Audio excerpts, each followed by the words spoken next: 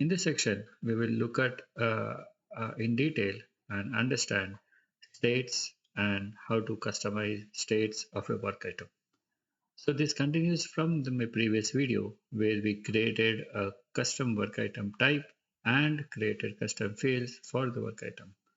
So states define the current status or the status of the work item, and it will give you an indication of help you to track the at a granular level uh, whether the progress have been done is being done at the work item level. So we will go in detail and understand states next.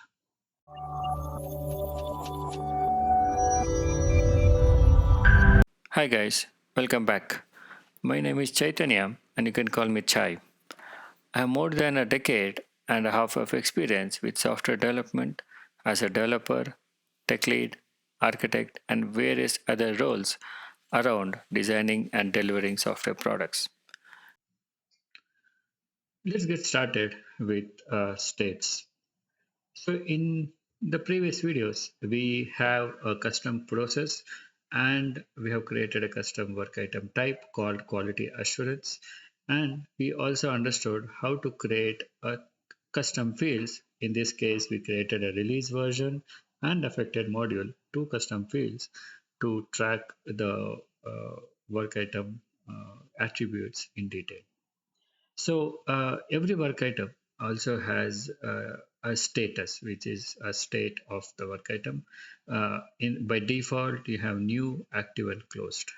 Though it provides a simple state of whether it's new, probably means you're not yet started. Active is you're working on it, and closed is you're done.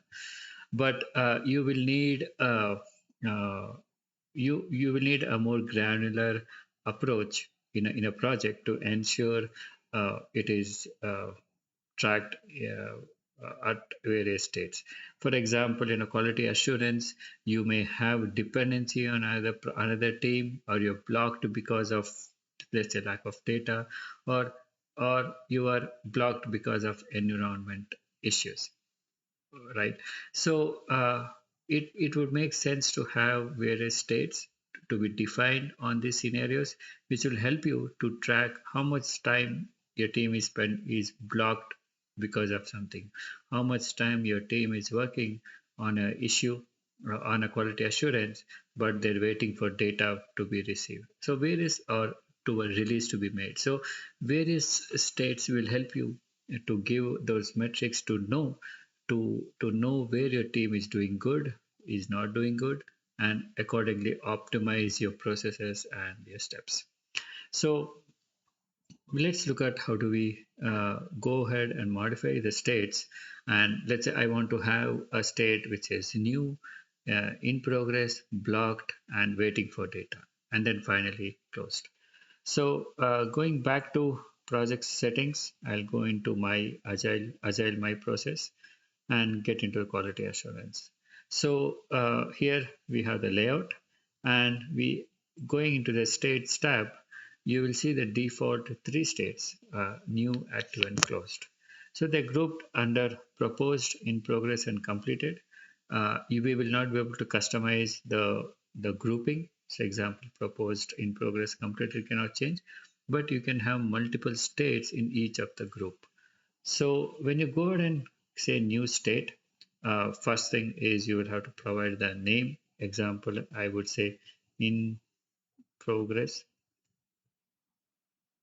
in progress, and what is the state category it belongs to. So I'm saying it is belongs to the in progress. So I'll go ahead and create.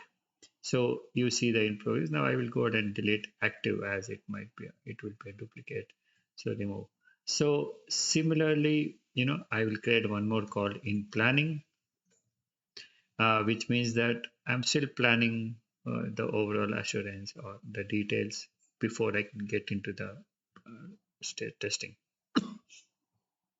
So I'll put that under proposed, which means that it's not yet started, but I've started to look into it. So finally, I'll add one more called blocked, and it will be grouped under in progress, and I'll create one more called waiting for data. So this is to give an indication that blocked means you're completely blocked. You're not waiting anybody. You're just blocked because of access infrastructure. Waiting for data, you're waiting for the release team, or better we rename it to waiting for release. Generally, it so happens. Let me delete. I'll remove this, and then I'll say waiting release, waiting for release, which means that I'm waiting for the development team to make a release so that you can do your quality assurance. So now with this kind of a state, you will be able to define and create reports to indicate how much time each work item is in progress state, blocked state, waiting for release, and accordingly you will know where you have to optimize the process to ensure the release is going smooth.